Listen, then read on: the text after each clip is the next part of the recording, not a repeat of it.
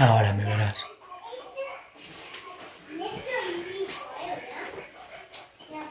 ¿Cómo se ve el reflejo?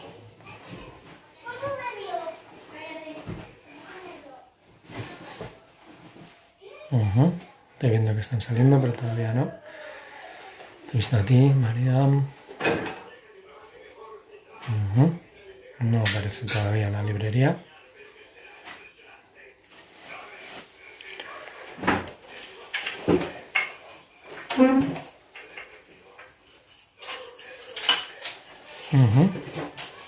Ahí, Luz María. Luz María OL, ¿es esa? No. No sé.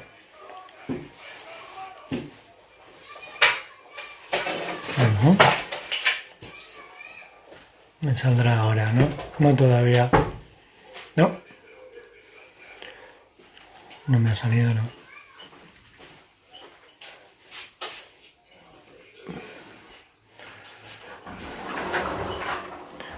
No lo veo. Sí, estoy haciendo scroll aquí. Librería Alberti y una persona más. Ver. Librería Alberti. Añadir. Ya le he dado. Y ahora esto se cortará en dos. Ahí Aquí estamos. estamos. Galder, Venga, María. a ver qué tal se oye. Cuéntame. Gracias, Hasta ahora. Hola, Lola, ¿qué tal? Hola, Galder. ¿Me oyes bien? ¿Qué tal? ¿Qué tal? ¿Se oye bien? Es que ayer con Luis, bueno, pues entonces ya dejamos el teléfono. Me alegra mucho verte. Lo mismo. Espera, bueno, hasta ahora, Albert. Me alegra muchísimo verte, Galder. Sí, yo creo que te falta un poco de encuadre para verte completamente así, un poquito más Así alto. mejor. A ver si te Va, puedes poner un poco más alto porque va. tú, un poco más. Ahí va, ahí perfecto. Ahí bien, ¿verdad? Ahí perfecto, estás perfecto. Muy bien. Un gusto, un gusto volverte a ver, Galder. Nos vimos, bueno, en otras circunstancias completamente distintas, ¿no? En el mes de febrero, en aquella celebración del Premio Biblioteca Breve, nos presentó Elena Ramírez y ya me había hablado Elena de, bueno, es un libro, fíjate en este libro que va a salir, que yo creo que os va a gustar, os va a interesar, ¿no? Enseguida, en cuanto llegó, la verdad es que este libro que está aquí, ¿no? Libro de familia, Galder Reguera, estamos en Encuentros en Alberti a distancia, en la casa de Seis Barral, y justamente este libro salió en el momento crítico de, bueno, de la paralización, de la parálisis que ha habido general, primeramente en este país y después planetaria, ¿no? Así que es un gusto verte, me hubiera gustado más verte en la librería físicamente, haber organizado aquí una presentación o una charla contigo, pero bueno, pues esto es ahora mismo nuestro sistema de seguir en contacto, los encuentros en Alberti siguen de esta manera, a domicilio, cuidándonos todos mucho y en una especie ya de rito que se viene repitiendo desde el día 16, en el que pues yo procuro recordar a escritores, autoras, leer poemas y charlar con autores que nos gustan, que recomendamos sus libros en la librería. Ayer tuvimos la suerte de hablar con Luis Landero, que lo pasamos genial, ¿no? Aquí está su libro. Y hoy hablamos contigo, mañana con Bernardo Chaga, es decir, los encuentros en Alberti siguen y siguen y siguen. O sea que muchas gracias a todos los que se están al ver, a toda la gente que se está apuntando, que nos están viendo desde muchísimos sitios y eso da muchísima satisfacción. Así que, Galder, primeramente, enhorabuena por un libro como este. Parece que ayer hablábamos con Luis Landero de las familias y de la importancia de la familia en la literatura universal, ¿no? Como pues no todas las familias felices se parecen, pero las desgraciadas cada uno lo es un poco a su manera, ¿no? Así que bienvenido a la librería Alberti a domicilio. Bueno, muchas gracias, Lola. Un placer enorme. Me da mucha pena no estar en la librería, pero es lo que toca, las circunstancias, y prometo que la siguiente vez que vaya a Madrid os voy a visitar. Claro. Y me hizo muchísima ilusión cuando me dijo Elena para hablar contigo. Me hizo mucha ilusión conocerte también en Barcelona, en unas circunstancias que parece que es hace años, ¿verdad? Y en realidad ha sido hace un mes y poco, no Y mucho otra más. vida, parece otra vida. Sí, pero vamos, un placer y bueno, lo virtual también une. No tenemos que pensarlo solo como una alternativa a lo que teníamos. Bueno, a mí me hace mucha ilusión estar doblemente confinado porque estoy en mi cuarto, porque los niños querían ver la tele y jugar y no me han dejado hacerlo en el salón donde tengo la biblioteca y así, pero con mucha ilusión, ¿eh? Bueno, ¿y cómo va el libro? O sea, ¿cómo ha sido tu experiencia? Es un libro, no sé, si quieres podemos avanzar. Seguramente habrá muchos lectores de Galder Reguera que ya hayan tenido la oportunidad de leer este libro estupendo, el libro de familia, pero como salió justamente en ese momento de cambio, ¿no? De cierre, pues es verdad que no ha habido oportunidad también. Nosotros en la página web, te quiero decir, que nos lo están pidiendo, ¿eh? O sea, que nosotros a domicilio lo estamos sirviendo también durante estos días. O sea, que yo creo que está funcionando pues ese boca a oreja, ¿no? De recomendación en recomendación que se propaga no tan rápidamente, por desgracia, como este virus horrible que sufrimos ahora, pero bueno, lentamente, pero yo creo que es un libro que cuando cae en las manos de un lector es un libro que es muy difícil sentirse ajeno, ¿no? Porque aquí hay una historia familiar muy potente, hay una historia vivida, con momentos dolorosos, con momentos felices también, pero vamos, me parece que es un libro, sobre todo es un homenaje a la figura de la madre, no tanto del padre. Yo creo que finalmente hay una madre ahí que las ha pasado canutas, pero que al final es el amor a los hijos, y luego también el reconocimiento de uno mismo como padre, ¿no? Yo te preguntaría, ¿has tenido que tener hijos para escribir este libro? Pues yo creo que sí. Bueno, yo creo que hay dos tipos de novelas o dos tipos de historias, ¿no? Cuando intentas contarla, una es la que llevas trabajando mucho tiempo, que empieza con una idea germinal y que empiezas a trabajar, a tomar muchas notas, y empiezas como a hacer una bola de nieve grande de ese pequeño, de esa pequeña primera idea. Y luego hay otros que de repente surgen, que no son premeditados. De repente un día te das cuenta que tienes urgencia por contar una historia que igual ha estado ahí toda tu vida, pero se dan las circunstancias para que se cuenten. Elena Ramírez, la editora de Seix, me decía una frase de Isaac Rosa que decía, este es un libro que te lo has hecho encima, porque él también con su novela, pues él decía también eso, ¿no? Y es verdad, se precipitó todo y además cuento las circunstancias en el libro y yo creo que gran parte de que haya sucedido esto tiene que ver los enanos, como les llamo yo, bueno, mis dos hijos, ¿no? Porque eh, al final, bueno, nosotros somos una familia peculiar y cuando viene un niño a la familia, pues se lo tenemos que explicar. Y a mí mi hijo me hacía muchas preguntas a las que yo le daba respuesta, pero poco a poco me fui dando cuenta que había partes que tampoco conocía yo del todo, ¿no? Y una de ellas, la fundamental, era cómo era mi padre biológico, que es, bueno, por circunstancias siempre le he dado la espalda, ¿no? Entonces el libro surgió como una urgencia.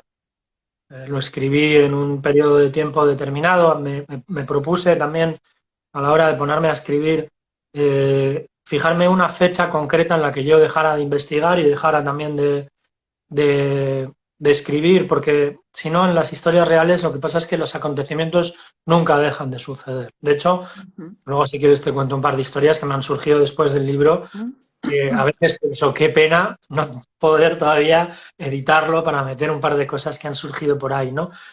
Y fue una experiencia bonita, muy intensa, muy dura en momentos, escribirlo también, pero muy bonita. Y todo lo que ha surgido a partir de él ha sido maravilloso, desde estar en Seix Barral, que a mí me dicen hace 2 años, un día vas a publicar en Seix y yo no me lo creo directamente, ¿no? Y fue un sueño, hasta lo que está llegando de los lectores y lo que ha producido en la familia, en la nuclear y en la más grande también, está siendo todo muy bonito, la verdad. Es un libro que yo creo que se va a ensanchar muchísimo, ¿no? Como tú estás diciendo. Claro, ¿no? Porque tiene como una especie como de efecto ola, ¿no? Que va abarcando más y más, ¿no? Para los que no lo hayáis leído, pues Galder Reguera en este libro, en Libro de Familia, cuenta la historia de su padre biológico, que él no conoció, porque murió pues cuando él llevaba 15 días o 20 días en el vientre de su madre, es decir, estaba en plena gestación. El mismo día que su madre llama a su padre para anunciarle que estaba embarazada, pues hay un accidente fatal y, bueno, pues 2 personas muy jóvenes con un niño ya, esa mujer muy joven, embarazada, de casi un mes, y con un niño ya de 2 o 3 años, creo recordar que tenía tu hermano, ¿no? Y bueno, pues en ese momento hay no una vida, sino hay muchas vidas que se tienen que romper, relaciones familiares, bueno, la vida que se recompone otra vez, ¿no? Y Galder, pues a ese padre biológico lo tiene como encerrado en un espacio, en un sitio que ha estallado aquí en este libro. Esa es la necesidad vital de Galder Reguera, como le dice Isaac Rosa, ¿no? Este libro, como te ha dicho, se ha venido encima. Se te ha venido encima, ¿no? Así que es un libro pues lleno de emoción y de intensidad, ¿no? A mí me ha llevado a muchas historias familiares propias y a muchos otros libros familiares, ¿no? Por ejemplo, ahora dentro de poco va a estar Elvira también, Elvira Lindo, con nosotros en este mismo espacio, y justamente 2 libros que salen a la vez en la que hay historias familiares dulces y historias familiares muy, muy difíciles, ¿no? Y un padre entre medias, que a lo mejor hay que escribir un libro como este o como este para quererle y para entenderle más, ¿no? Y también a toda esa familia que en un momento determinado da la espalda a esa mujer joven y en apuros, ¿no? Sí, sí. El libro surgió, bueno, mi madre siempre nos habló a mi hermano y a mí de nuestro padre biológico. La clave de que yo diera la espalda a la figura de mi padre biológico es que yo sí tuve un padre. De hecho, tengo un padre, que es mi padrastro, Javi, que también es una figura central en el libro, que se juntó con mamá cuando yo tenía 3 años. Entonces siempre ha estado en casa. Y a mí cuando me hablaban de mi padre biológico me generaba un cierto dolor, porque era un tío que estaba en las fotos en casa, es el que está en la portada dando un beso a mi hermano. Muy bonita. Sí, es una foto muy bonita. Preciosa. Y bueno, era alguien que estaba en las fotos en casa, fotos en blanco y negro la mayoría, con el que yo no encontraba ningún parecido físico, porque mi hermano sí se parecía mucho a él, pero a mí me decían que no, que yo me parecía a mi madre. Y todo el mundo me hablaba con tristeza de él y me decían, bueno, pues qué pena que hubiera fallecido. Y yo hacía un silogismo que es tramposo, que es pensar que si ese hombre que estaba en las fotos y al que yo no conocía, ¿no? Solo era un rostro en pause, ¿no? Que no lo veías en movimiento, no se hubiera muerto, mi familia tal y como yo la conocía y que la quería muchísimo y estaba muy contento de la familia que tenía, nunca habría existido, ¿no? Entonces eso a mí me hacía plantearme en una edad muy temprana, te estoy hablando de 7, 8, 9 años, ¿no? Que no tienes capacidad para gestionar eso. Una pregunta muy dolorosa es si yo habría deseado la muerte de mi padre biológico, ¿no? Y entonces, cuando fui haciéndome mayor, cada vez también que salía la figura de mi padre era por algún problema, era alguien que te recordaba que tu padre no era tu padre biológico. Cuando yo decía, va a venir a buscarme mi padre a clase, siempre había algún cabroncete en mi clase que me decía, bueno, tu padre no es tu padrastro, ¿no? Y ese matiz me dolía mucho. Y luego la desaparición de los Reguera hacía que yo sintiera que había ahí algo oscuro y no le he hecho caso en toda mi vida. No le he hecho absolutamente caso en toda mi vida. De hecho, cuando tuvimos al niño mayor, hubo un momento en el que yo pensé en ponerle otro apellido, en ponerle Riaño, no, pero sí Olavarri o el apellido de mi mujer. Y en ese momento mi madre también me dijo, oye, no sé, tú eres el hijo de tu padre y hablamos un poquito. No fue una duda muy larga, de hecho no lo he metido en la novela porque no quería forzarlo mucho, ¿no?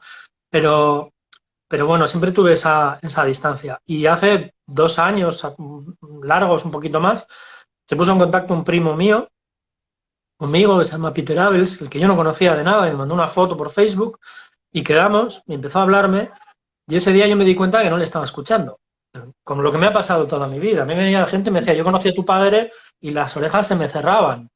Y esa noche se desveló el pequeñito de los míos, y me dio por pensar, además, sabes que en las noches los pensamientos cogen mucho más peso y son mucho más duros y estás dando vueltas en la cama y te entran unas angustias terribles, ¿no? Y me dio por pensar que qué mal me estaba portando yo con la figura de mi padre, ¿no? Y dije, bueno, le voy a dar una oportunidad y me puse a investigar sin saber muy bien hacia dónde quería llegar. Y hay una cosa que has dicho que a mí me ha gustado mucho y me ha parecido muy bonita porque yo la reivindico mucho con el libro, y es que el libro lo que ha sido es el descubrimiento de mi madre. Porque Total. Mm, pues yo para llegar a los testimonios sobre mi padre tenía que estar con los testigos. Y quien más estuvo y quien más le quiso fue mamá. Entonces, mamá me ha hablado a mí de él toda la vida y yo no le escuchaba cuando era pequeño, o lo he olvidado, no sé qué es peor, porque yo ujú. recuerdo que nos contaba muchas cosas y muchas historias, ¿no? Entonces yo un día me planto donde ella y le digo, mamá, estoy pensando en escribir un libro sobre mi padre y me gustaría que me contaras cosas. Entonces empezamos a hacer muchas sesiones eh, en el jardín de mi madre, con un té, tomando algo y preguntándole todo el tipo de cosas que no le preguntas a tu madre en una conversación normal. Por ejemplo, pues cuando muere mi padre, yo pues, estaba en su tripa, pues un mes creo que era. 15 días, digo en el libro, pero tengo que decir, no sé si esto se dice, que yo lo he calculado mal, porque en realidad es un mes y algo, porque esto me di cuenta después, que dije, yo ponía 15 días, pero yo creo que es un mes y medio, pero Eso. bueno, yo soy de letras y bueno, yo nací el 16 de agosto, Yo, claro, agosto es el octavo mes, pero es el séptimo que ha pasado, ¿verdad? Pero bueno, da igual, no tenía ni tripa ni nada, ¿no? Y yo le planteaba si alguna vez quiso abortar. Nunca tuvo la tentación, por ejemplo, de abortarme, ¿no? Mi madre era de una familia de dinero, que se podría haber permitido perfectamente un viaje a Londres de estos ilegal que hacían tantas estudiantes en aquellos tiempos, ¿no? Pues esto es algo que no le preguntas nunca a tu madre en una situación normal, ¿no? Y al final el libro lo que ha hecho es provocarme en mí esa duda y fue como un primer terremoto que ha tenido, pues, ha reproducido varios terremotos en otras personas cercanas de la familia y ahí en el libro está una parte que es la historia de mamá, de mi padre, de Javi, etcétera, pero luego también las reacciones que ha provocado la misma escritura del libro, ¿no? El proceso de investigación.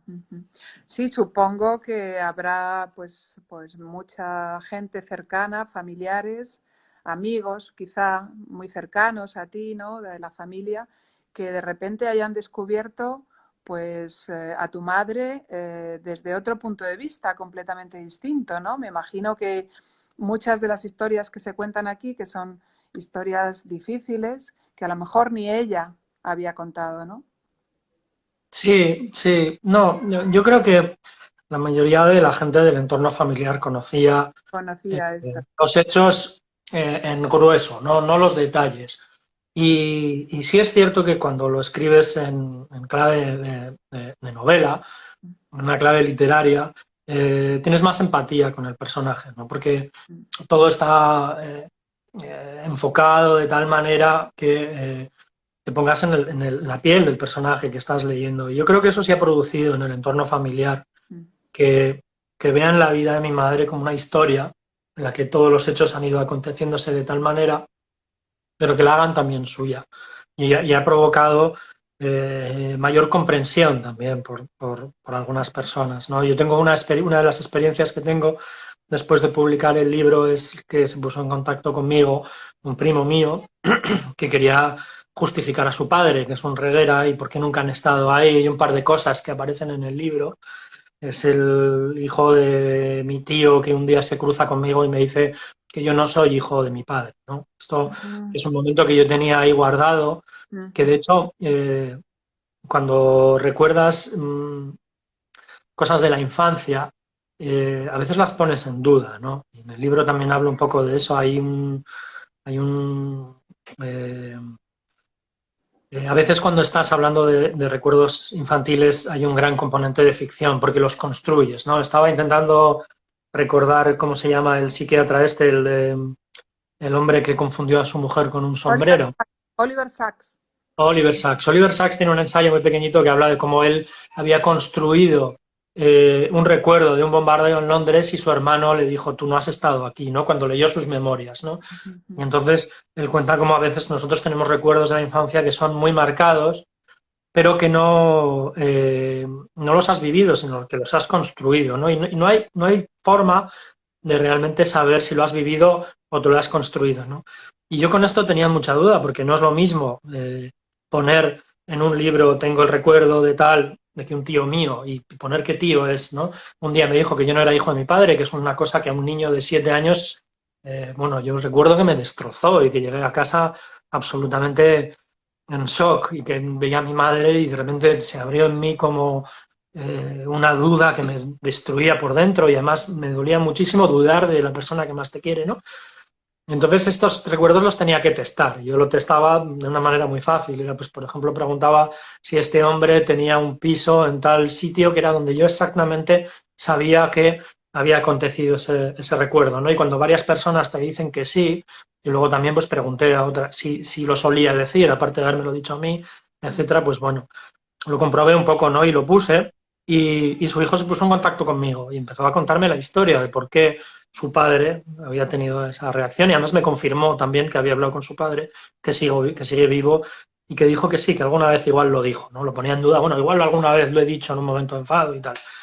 Y, y entonces lo que ha producido es que muchos se sientan interpelados al leer el libro y tengan que dar su versión, ¿no? Incluso este chico me decía a ver por qué no le llamé a él para que él hablara con su padre, para dar su versión. Lo que pasa es que yo también quería eh, eh, contar mi historia. Yo no quería hacer una novela que fuera la reconstrucción lo más objetiva posible de los hechos, porque yo me debía a mí mismo una explicación también, ¿no? Y yo quería contar mi historia, que es la de mi madre, que es la de mis dos padres, pero era la mía. No quería que hubiera demasiadas voces ahí como, como interfiriendo. Pero mira, tengo 45 años y por primera vez este familiar ha intentado explicarse por qué pasan algunas cosas que cuento en el libro que decía que a mí me dolían. Es que parece como que una mujer joven con un niño pequeño, embarazada, bueno, pues es un blanco muy fácil, ¿no? O sea, es un objetivo muy fácil, muy fácil. Y sobre todo estamos hablando de los primeros años 70, ¿no? Porque esto es el año 75. Es decir, había muchas cosas que no tenían ni siquiera nombre. No se hablaba, por ejemplo, de violencia doméstica, ni de violencia de género, ni de violencia siquiera sobre las mujeres, pero sin embargo las mujeres eran objetivo de esa violencia, ¿no? El cuerpo de la mujer una y otra vez. Y siempre la sombra de una duda. Entonces, bueno, pues una mujer que se queda sola, sin el apoyo, sin la presencia de ese hombre, bueno, pues es un objetivo fácil para ir contra él, ¿no? A mí me parece que sobre todo lo más bonito del libro es la figura de la madre, que es pues la figura de la mujer, es una mujer más que ha sido pues apaleada por un entorno, por su entorno. ¿Por qué? Porque era débil, porque estaba en una posición débil, ¿no? Sí, sí, es cierto lo que dices. Cuando estaba escribiendo el libro y había dudas de si incluir determinadas situaciones que había vivido mi madre, hay una en el libro que era la que me generaba la gran duda y es que mi madre tuvo un matrimonio fugaz con un monstruo que le pegaba o le daba palizas y le anuló como persona absolutamente. Y era algo que a nosotros mi madre nos lo había contado desde niños, ¿no? Porque eh, eh, ella siempre tuvo muy claro que no quería que nosotros descubriéramos nunca nada de la vida suya y que nosotros creyéramos que el hecho de que lo ocultaba implicaba que había sido algo, sí, como algo negativo por su parte, ¿no? Y ella nos lo había contado, pero tampoco hablas demasiado, o sea, te lo cuenta, ves que es doloroso para ella y lo dejas ahí, sobre todo cuando eres niño, ¿no? Y yo tenía muchas dudas cuando empecé a escribir y cuando me di cuenta que para poder contar cuál era la relación con mi padre biológico, la mía, tenía que meter muy pronto a Javi, porque yo no he tenido ausencia de padre y no quería hacer la trampa del niño huérfano, ¿no? Decir, bueno, murió mi padre, qué tragedia, porque para mí no fue una tragedia, y lo cuento en el libro, ¿no? Claro, Que es el matiz, ¿no? Como no quería hacer esa trampa, me di cuenta que tenía que meter a Javi muy pronto, ¿no? Y una vez metido a Javi, yo tenía la gran duda, ¿no? Porque cuando yo hablaba también con Javi, él me contaba algunas cosas que siempre se referían a ese matrimonio fugaz que había tenido y pensaba, bueno, ¿cómo puedo contar yo esta historia eh, sin invadir excesivamente la intimidad de mamá, sin que quede como un hecho del estilo de novelón, ¿no? Sino que bien explicado. Y bueno, en el libro explico cómo decido ya meterlo, que me lo pone en bandeja uno de mis tíos, Reguera, cuando en la primera cita que estoy con él me lo cuenta, ¿no? La primera vez, ¿no? Entonces digo, bueno, ya como me lo ha dado un testimonio, pues lo tengo que meter, etcétera, ¿no? Y cuando construyo esta historia y hablo con ella, yo me doy cuenta de una cosa, y es que en toda la historia de mamá, este hecho tuvo un peso muy fuerte, porque hizo, por un lado, que sus hermanos, que son los que realmente siempre le han apoyado y su familia le convirtiera como en culpable, ¿no? Como tú has caído en un matrimonio con un monstruo, y, parece que ya quedas anulada para tomar decisiones en el resto de tu vida, ¿no? Y eso hizo que la familia le diera la espalda cuando ella encuentra a Javi, ¿no? Y luego en la parte anterior, en la figura de la viuda joven, en esa idea de no es solo que necesite protección, sino que parece que necesita custodia, que es una cosa que hay un matiz, ¿no? Porque tú puedes intentar proteger a alguien, pero no tienes que tomar sus decisiones, ¿no? Si te das cuenta que en esa época, y yo creo que es algo que sigue estando muy presente, ese juicio en esa época era mucho más marcado. La mujer era un ciudadano de segunda, necesitabas el permiso de tu tutor para abrirte una cuenta en el banco, y era como que habías quedado coja para toda la vida. No se pensaba en una familia monoparental, ¿no? Que la madre pudiera llevar adelante. Pero el núcleo de mi familia siempre ha sido mamá, siempre ha sido la que realmente ha tirado adelante, ¿no? Y cuando decido contar el tema de los malos tratos, yo me doy cuenta de una cosa hablando con ella, y es que, bueno, hay un momento en el que mi hermana me llama y me dice, oye, deja de hablar con mamá de esto porque he ido a visitarle a casa y me la he encontrado a todo llorar y estaba sufriendo, ¿no? Y yo digo, bueno, pues lo dejo, no, ya hablo yo con ella mañana, no te preocupes y tal. Y cuando yo estoy con mi madre, le digo que, bueno, que lo vamos a dejar porque yo no quiero hacer daño a mi madre, en absoluto. Ella me dice que en realidad le ha venido muy bien hablar de todo aquello para revisitarlo con el tiempo y darse cuenta de una cosa que yo creo que es algún matiz que tenemos que tener muy en cuenta en la violencia de género, y es que ella no era culpable de nada, era solo víctima, porque muchas veces las víctimas se entienden como culpables, ¿no? Y yo en alguna entrevista he dicho que a mí me recordaba mucho cuando hablaba con mamá de esto, a cuando Primo Levi en Los hundidos y los salvados dice que le molestaba muchísimo una pregunta que le hacían cuando él visitaba institutos, y es que la gente le preguntara por qué no te habías escapado de Auschwitz, ¿no? Y él decía, pero ¿cómo te vas a escapar de Auschwitz? O sea, las películas te cuentan la historia de los túneles bajo tierra, pero era imposible, estabas anulado como persona, ¿no? Y que esa pregunta le hacía sentirse un poco como acusado, ¿no? Y con la violencia de género pasa mucho esto. Muchas veces hacemos, sin darnos cuenta, a las mujeres cómplices de una situación que no, de la que solo son víctimas, ¿no? Y hablando con ella y cuando ella me lo relataba, y era una parte en la que yo sufrí mucho escribiendo, porque estás escribiendo de tu mamá. Y cuando estaba escribiendo y recreando cosas que ella me había contado, por ejemplo, que este monstruo, cuando estaban en una cena con más gente, le cogía por el hombro y en lo que parecía un gesto cariñoso, en realidad lo que hacía era cogerle de aquí y le apretaba fuerte, que es algo doloroso, que además, y le decía, si abres la boca te mato, ¿sabes? Entonces ella miraba al suelo y todo el mundo pensaba, porque luego yo hablaba con sus hermanas y con mis hermanos y decían, jo, claro, es que ella se había vuelto una persona muy callada, pero es que todo el mundo pensaba que era por el duelo todavía reciente, ¿no?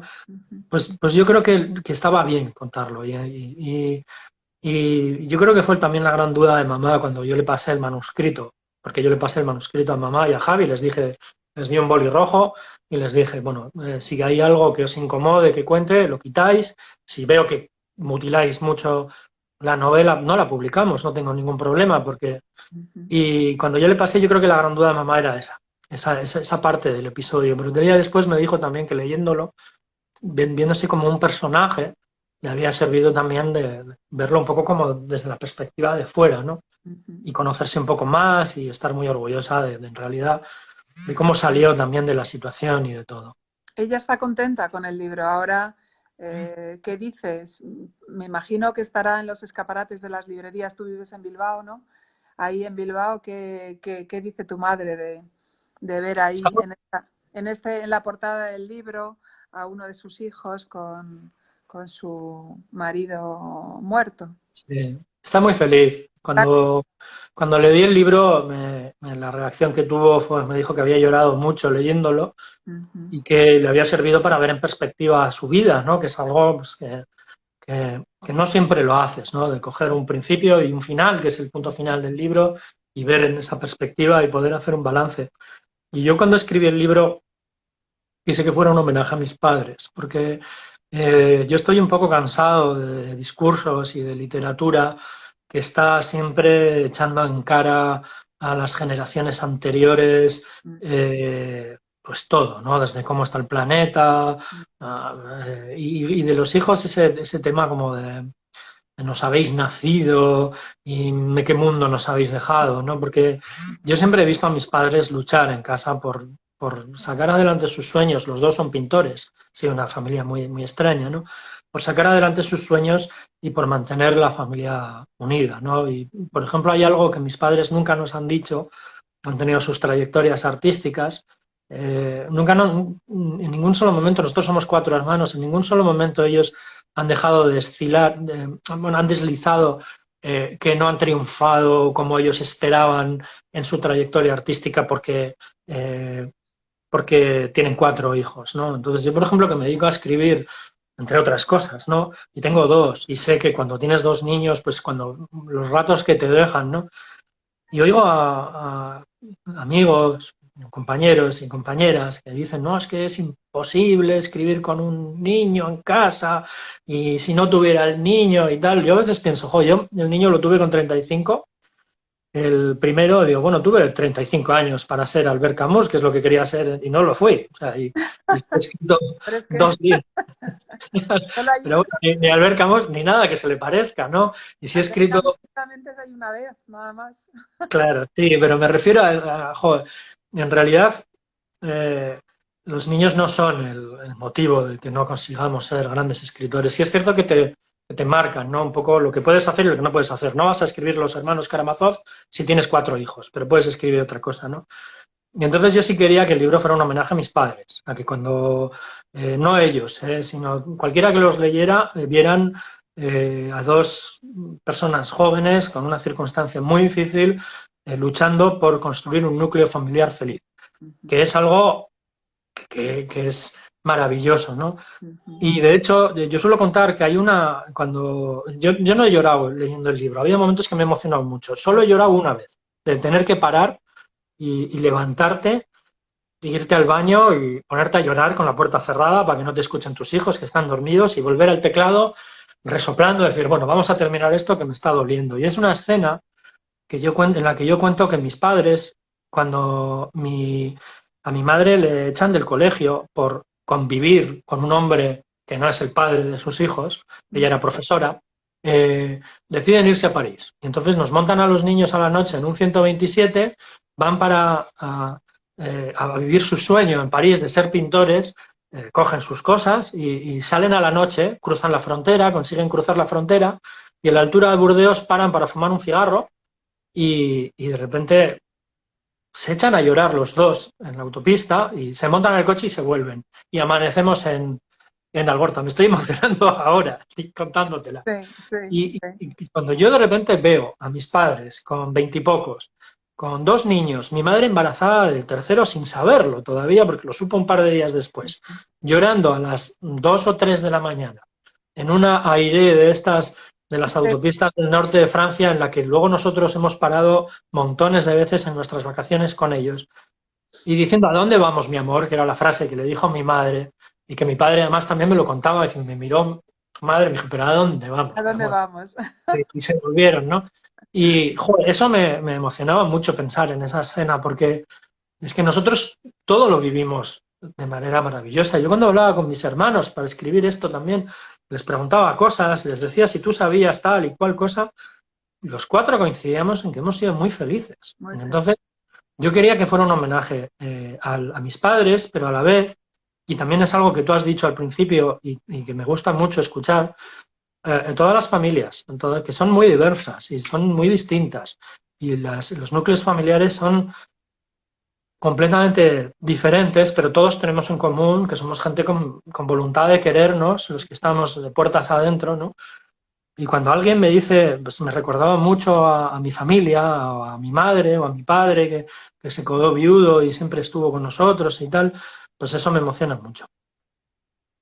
Sí, porque es una historia, la de tu madre, que parece que ha pasado mucho tiempo, ¿no? Son los años 70, pues son casi 50 años, ¿no? 40 y tantos años, pero es una historia repetida en la vida de las mujeres durante toda la historia, ¿no? Es una historia de mujeres que le pasa sobre todo a las mujeres, ¿no? Yo podría pensar cuando la leía, pues me acordaba, por ejemplo, de mi abuela también, viuda, muy joven, embarazada de un tercer niño, viviendo en el núcleo familiar, alrededor del núcleo familiar de su marido y cómo es también relegada esa mujer joven que se tiene que ir. En fin, son historias que están contadas en la literatura, pero todas ellas son distintas y necesitamos saber conocerlas. Ayer cuando hablábamos con Luis Landero, con el maravilloso Luis Landero, y hablábamos de pues, el sentido que tienen los libros, ¿no? Y de las historias familiares y de las personas que aparecen en los libros.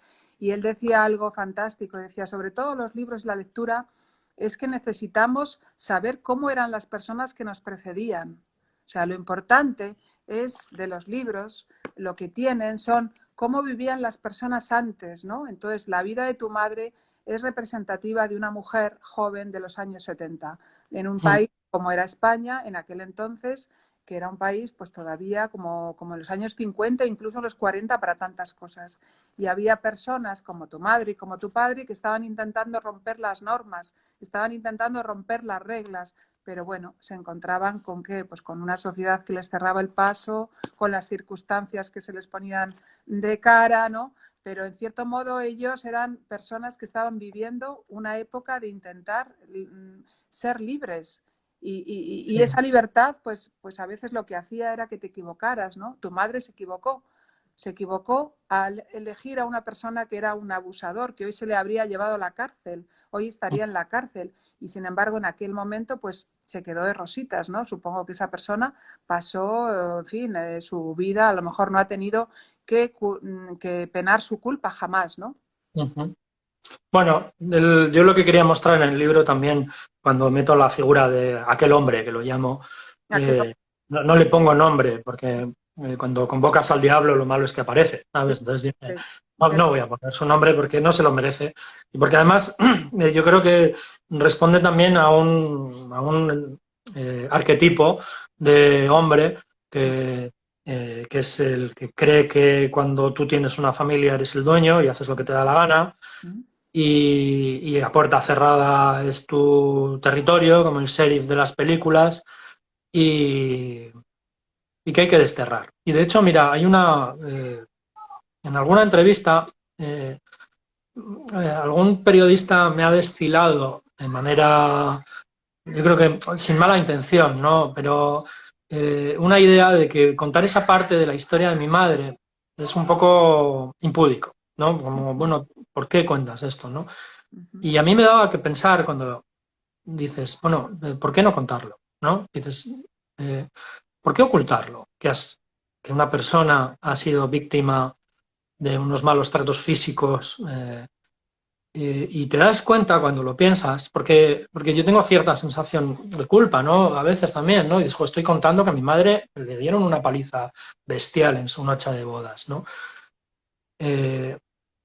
Y te das cuenta que muchas veces cuando se obliga al silencio es un poco la lógica de puertas adentro, hay que juzgar las cosas de puertas adentro, ¿no? Cuando te dicen no cuentes eso, te dejan deslizar como que tú tienes que sentir cierta vergüenza por haber sido víctima, ¿no? O en mi caso, hijo de una víctima, ¿no? Total. Y es un poco también la misma lógica que a veces responde a la enfermedad, ¿no? Cuando estás con una enfermedad que parece que no lo puedes contar, cuando en realidad debemos contarlo. porque cuando lo contamos nos damos cuenta de la incidencia del asunto, ¿no? Es un poco como el coronavirus.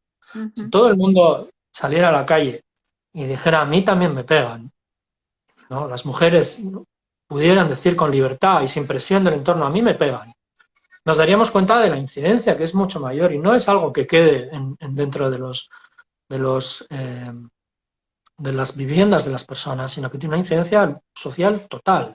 Entonces, contarlo a veces también es un poco una lucha política, es luchar un poco contra la moral burguesa de que nos tenemos que callar y que estas cosas se miden hacia adentro y que en todo caso vete a la iglesia y cuéntaselo al padre que te va a ayudar. No, no, contarlo es algo que es fundamental, ¿no? Y en el caso de la lucha de mi madre, yo me di cuenta de algunas cosas escribiéndola que no te das cuenta cuando en el día a día, ¿no? Y una de ellas fue, por ejemplo, cómo en su carrera artística ella nos pintaba mucho a su familia, a los niños o a Javi, nos llevaba los lienzos. Yo tengo unos cuadernos, ya te voy a mandar alguna foto para que las veas porque me gustan muchísimo, ¿no?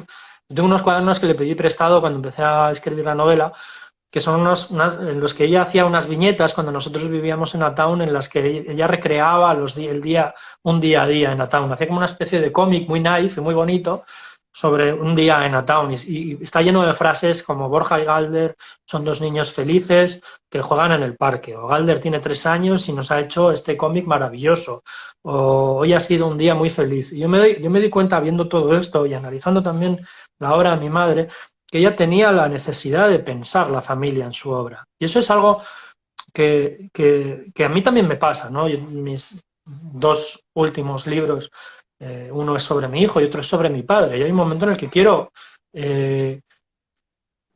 repensar la familia, pero para repensar el concepto de familia tengo que repensar el mío, ¿no? Y yo me di cuenta, analizando el momento, que ella fue muy injustamente tratada porque, por ejemplo, las artistas de su época, feministas y compañeras, le acusaban de algo de poco menos como de una ama de casa que pinta a sus hijos, ¿no?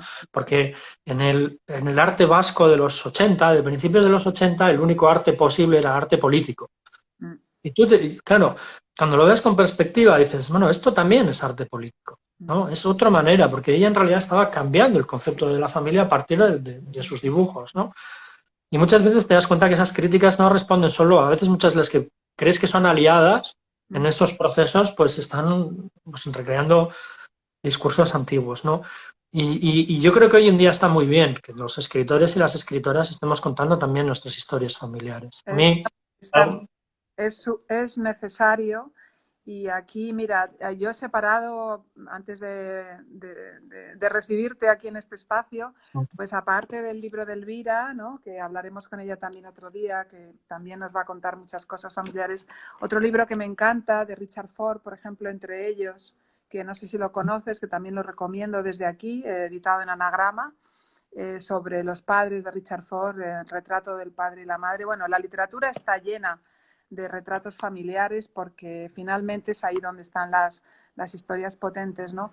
Y en el rato que llevamos hablando, pues has hablado de muchas cosas distintas, hemos hablado de cosas diferentes que tienen muchísimo interés. Esto último que has señalado también de la incompresión, ¿no? De determinadas épocas en las que hay que encajar en todos los aspectos, ¿no? En el aspecto artístico, en el aspecto físico, y entonces pues uno sale de esa línea y entonces ya es alguien que está tildado, pues eso, de pintora de domingo, porque simplemente los temas que utiliza en su manera de expresarse no son los temas que hay que hacer en ese momento, ¿no?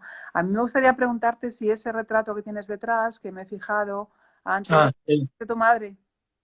No, es de mi hermana pequeña, que también es pintora. Que también Esta es una foto, este soy yo y es mi mujer en un viaje que hicimos a Palermo, que estaba mi hermana allí y nos hizo una foto el último día que estuvimos y luego nos regaló este cuadro. Sí, está un poco feo el reflejo este que estoy viendo por aquí, pero sí. No, es de mi hermana, es que yo vengo de familia de artistas, sí. Bueno. Sí. Bueno, lo que dices, ahora hay un movimiento de la novela con la novela de no ficción, porque yo el término de autoficción no me gusta mucho, ¿no? Pero la novela de no ficción y se produce, también bueno, está lo contrario, ¿no? Parece que a veces los que hacemos novela de no ficción somos escritores de segunda, iba a decir, ¿no? Y No, el poder de la ficción y así. Y yo reivindico un poco porque eh, no es que cada uno tengamos una historia, no lo sé, ni tampoco me importa, ¿no? Si alguien te cuenta su historia, sino el movimiento que hay ahora de personas contando cosas que están en el contexto, yo lo leo también un poco en clave política, ¿no? Es decir, eh, tenemos que mirarnos también hacia adentro, es decir, porque nos construimos con núcleos, ¿no? Y tenemos que recordarnos que somos todos iguales, porque esto es una cosa común, ¿no? Lo que tenemos que construir. Ahora con los temas, con el tema del coronavirus, hay algo que es, yo el otro día leí a alguien, bueno, ¿quién va a escribir la primera gran novela del coronavirus? Habrá muchas, seguro, pero en realidad estamos viviendo todos la misma historia. Todos estamos viviendo la misma historia. Yo cuando hablo con amigos y me dicen, bueno, ¿qué has hecho hoy? Oh, pues hoy hemos hecho esto, tal, y no sé qué, y me dice, ¿y tú? Le digo, yo lo mismo. Y ya se acabó, ¿no? Estamos todos en lo mismo, estamos recluidos en nuestras casas, pero en todas está pasando exactamente lo mismo, todos tenemos las mismas angustias, todos tenemos los mismos traumas. Y cuando hablas de familias, en realidad, si cambias un poco los nombres, cambias un poco los hechos, etcétera, eh, somos todos muy parecidos. Entonces, leer la historia de otros a veces es leer la tuya también, ¿no? Y yo, por ejemplo, eh, recuerdo el momento que leí por primera vez El olvido que seremos de Héctor Abad Faciolince, donde él veía al padre, yo veía a mi abuelo, que se parecían mucho, yo le veía con el rostro de mi Aitite, ¿no? Al que yo adoraba, ¿no? Y yo creo que este libro debe a Héctor Abad muchísimo, ¿no? 10 años han pasado desde la primera vez que lo leí, porque además recuerdo la fecha porque yo no tenía hijo. Entonces estábamos, yo creo que estábamos embarazados. Y mi hijo tiene 10, entonces tuvo que ser en ese momento. Y yo creo que ahí se plantó la primera semilla, que ha germinado muchos años después, ¿no? Pero yo leyendo lo que Héctor decía de su padre, yo veía a mis mayores, a los que había querido, que veía a Javi, veía a mi abuelo, sobre todo a mi abuelo, ¿no? Y yo creo que es la primera vez que pensé, pues mira, quizá ahí puede haber una historia contable, ¿no? Algo narrable, que vaya más allá de los hechos particulares. Pues yo creo que lo has conseguido completamente, Galder. Yo creo que este es un libro que va a quedar, que va a ser muy leído, que los lectores ya se están conectando entre ellos. Es un libro para hablar de él porque hay muchísimas historias comunes, que eso es lo que nos engancha en la literatura, ¿no? Que al final están hablando de nosotros, ¿no? No es una historia ya universal la que estás contando aquí. Yo te felicito. Este espacio tiene como característica que se tiene que acabar antes de la sesión de los aplausos. Supongo que allí, no sé si en Bilbao, me imagino que también salís a los balcones a aplaudir.